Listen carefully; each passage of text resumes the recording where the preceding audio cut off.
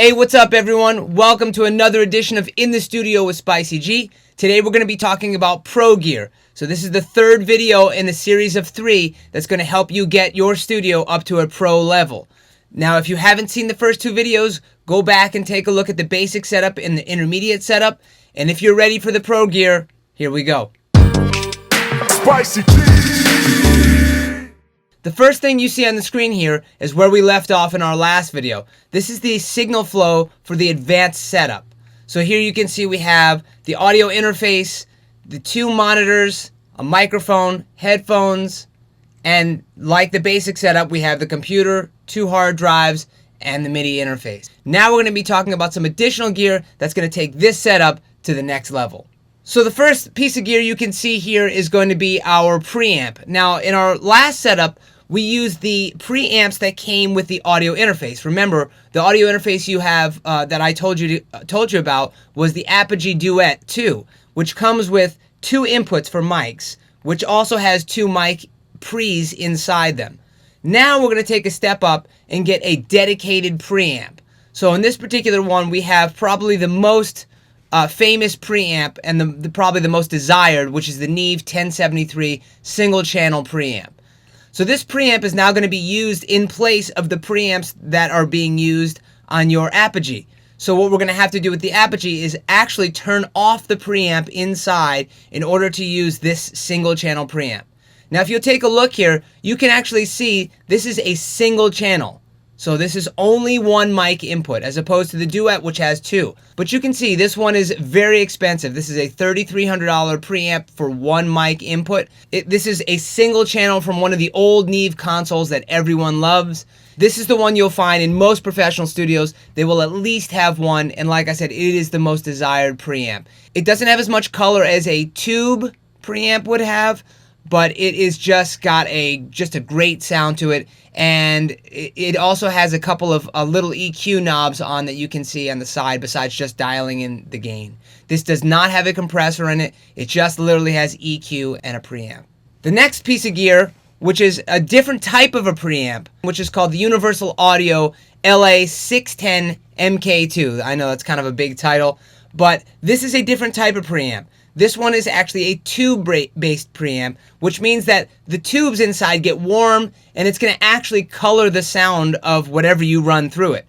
Like the 1073, it is great for vocals, guitars, pretty much you can run anything through it and it's going to be great. It's got like I said, the 1073 is a big difference in sound from the 610. Both of these you will find in major studios. These are probably the 2 most used preamps. This one is a little more than half the price of the Neve 1073. This is $1,800. And this one, the reason I kind of like this is it's a little bit more like a channel strip. A channel strip traditionally includes a preamp portion, an EQ portion, and some sort of compressor. This one actually has all 3 of those, so it's considered a channel strip. And you can see over here, this one has the preamp section. It's got 2 knobs for EQ, and then on the right side of the preamp, you'll see that there is a optical compressor, which happens to be a really nice compressor dedicated just for this particular unit. Unlike the 1073, which does not have a compressor in it. Both of these preamps are great options. It really depends what you really want. If you want the best overall, I'd probably recommend the Neve 1073, but another amazing option which gives you different colors would be this LA610. Moving on, I moved here to a different audio interface. Now this is made by the same company, Apogee, and this is their Elements 24 series. They have what's called an Elements series. This is the Elements 24, and it has, again, just 2 mic pre's, and it's different than the Duet. What makes this audio interface a little bit different is that you see that there's no knob, there's no anything on it. It's just the 2 mic inputs, and it has the headphone jack. That's it. So everything is going to be run from inside the software. It does have, I think, Maestro that comes with it, Maestro 2. So that will be the software that you would put on your computer. But again, if you're using Logic, like I am, you just plug it in and it just kind of goes. I don't even believe I downloaded any drivers for this particular one.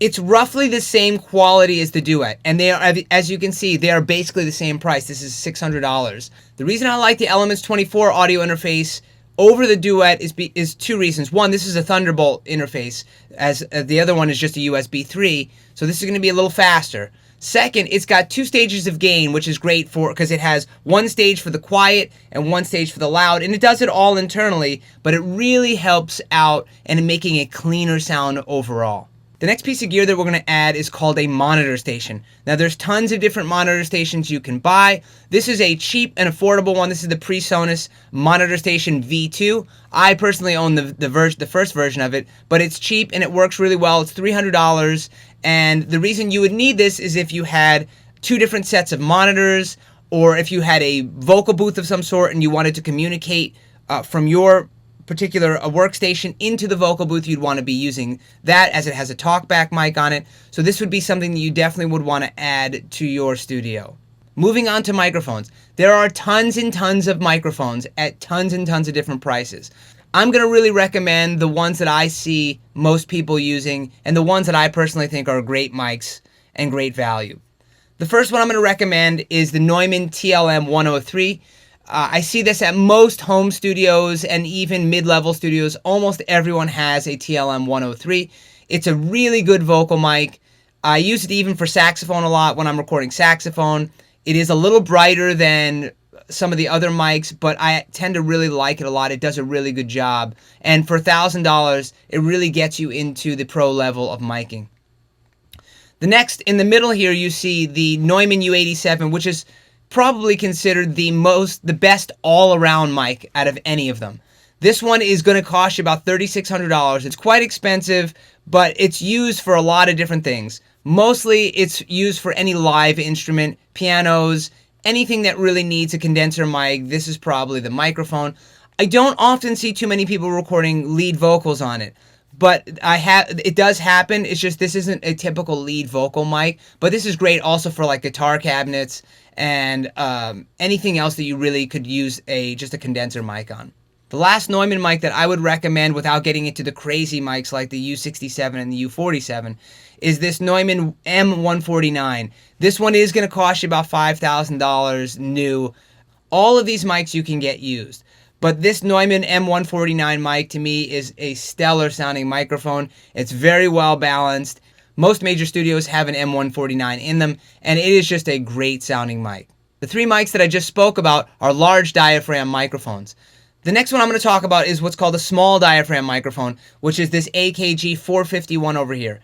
The small diaphragm microphones tend to have actually a better frequency range than the large diaphragms, and I like to use this 451. I have one as well. People buy them for 2 reasons. One, they use them as a stereo pair, which it sounds amazing. It picks up everything. Super detailed mic. I have just one, and I use it quite often for acoustic guitar, especially when like there's something like really intricate, like picking guitar, or something that's real kind of soft that you really want to bring out some of the subtleties. I would choose this small diaphragm AKG 451. It's $500, and it is a fantastic microphone. If you want to get into the ribbon microphone world, which could lead you into a rabbit hole of ribbon mics, this is probably the best all-around ribbon mic, which is the Royer R121. This is the one they use in every studio, and you'll find them quite a bit on horns, especially, brass instruments, things that tend to be a little brighter, because this mic will cut off a little bit of the high end, but it is a fabulous mic. It is a little pricey, $1,300, but it is really well worth it. As I mentioned before, you can certainly buy microphones that are cheaper than this, but these are the most common mics that you will tend to find at pro studios. All right, let's finish up with how the signal flow for this pro gear is going to work.